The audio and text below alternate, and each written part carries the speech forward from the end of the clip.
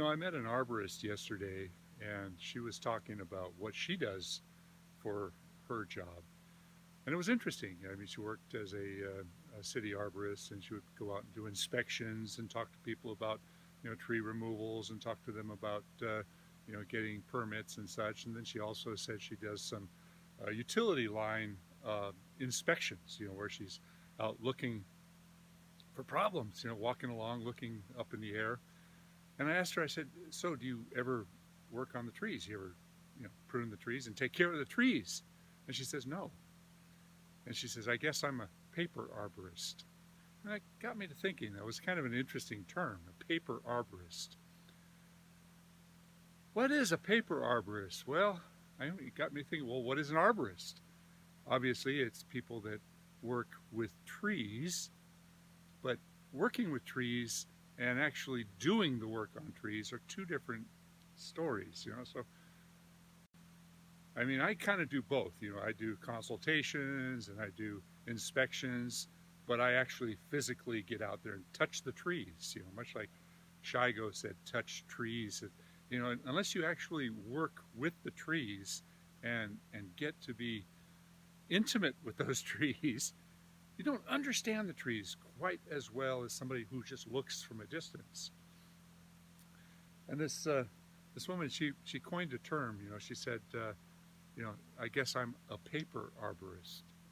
And I got to thinking about that, and I thought, well, what does she mean by paper arborist? And it means that most of the work that she's doing is writing reports and taking calls and going out, and she does inspections, but she doesn't get the opportunity to actually touch the trees. Maybe she goes up and looks at them and leans on them, but she doesn't work with the trees.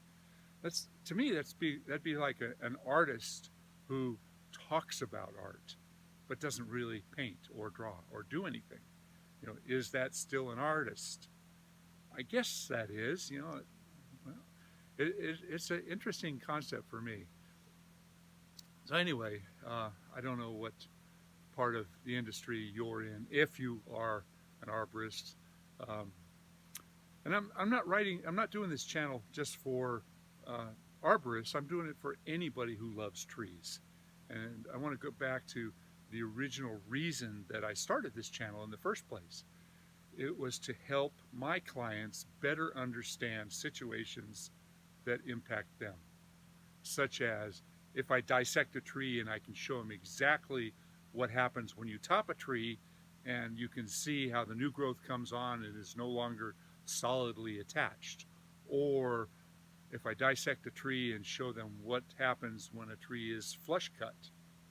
Or if I cut open an area where somebody spurred the tree in the past and you can actually see the physical damage and how it works itself into the system of the tree. Sometimes a video does so much more than just reading about it.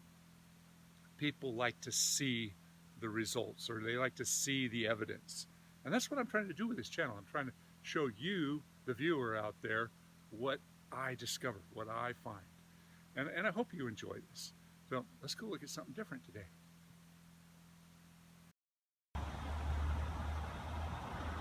I'm in the Saratogan parking lot, and I'm looking up at a large valley oak that's actually on the adjacent property. And the base of the tree is compromised. It's the bark is coming off, likely a trunk canker, and I would say 50% of the bark around the base of the tree is compromised. I could not see any problems on the upper canopy, base of the tree, but a root crown excavation may be wise to better inspect the roots on that side of the tree. The tree is potentially a hazard. It does have a lean to it. It does have a lot of weight out on this side. So, one of two options: either remove the tree, or if you want to do a weight reduction, I would say get rid of this whole limb here, way up high, this limb out here, that one that goes over that way, part of the upper canopy over there, and one over there. So 1, 2, 3, 4, 5 big, one really big and 5 other big sections That would leave the tree somewhat disfigured, but then the balance of the canopy would be pulling back away. And in terms of weight reduction, I'm guessing that would reduce about 4,000 to 5,000 pounds off of the upper canopy, which would reduce the leverage on this tree significantly. I can never say that that would be perfectly safe, and eventually this base will continue to decline, but that would be a stopgap. You know, I talk about tree decisions a lot. I talk about what do you do when you get into a situation, and quite often we get into previously butchered trees. And I want to show you a few things going on. We've got multiple tops. This tree was just chop, chop, chop, and it sent out massive suckers. But everywhere where there's massive suckers now has doubled or even tripled the weight, and the volume of these little liquid amber balls has grown exponentially. So the initial topping created a long-term dangerous tree. Everywhere you look, there's little holes and little pockets and little rot spots. Now this side of the tree over here goes all the way down to a weakness in that crotch right there that makes me think I better get some weight out of this tree pretty quick. So I'm afraid we're almost retopping these trees and starting over. Sometimes we don't have any options. Sometimes we've got to do the wrong thing for the right reason. Now, if this tree was virgin and never been topped before, I would never, ever recommend that. But you can see all the rot spots. I mean, everywhere you look in this tree, there's just decay, and all the weight that's growing off that decay is going to lead to long-term failures. Or, because of the multitude of branches, whole limb failures. So, it is what it is.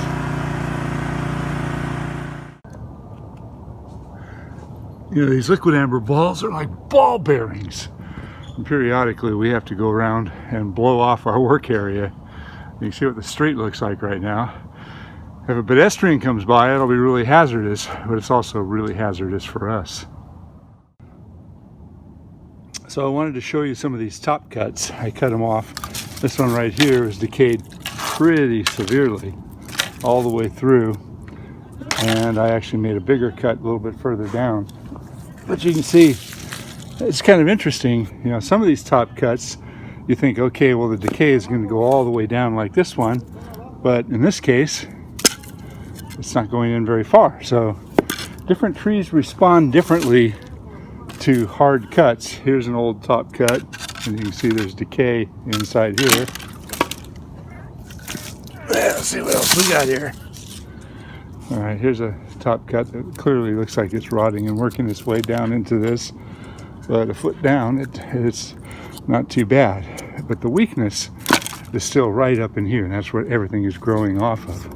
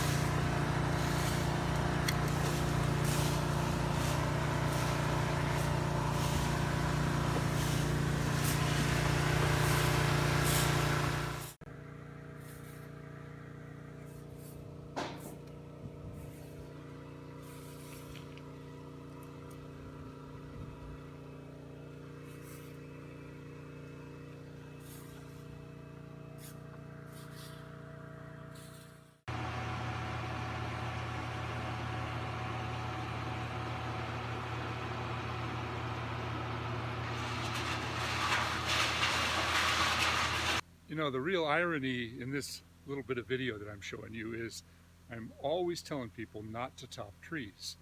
And here we're topping the trees.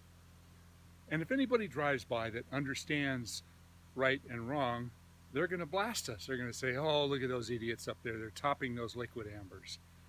Well, there's more to the story, and I hope you understand it. So in many cases, when you have a last-ditch effort to save a tree, maybe cutting it back hard isn't such a mistake. Just don't be the one that starts the process.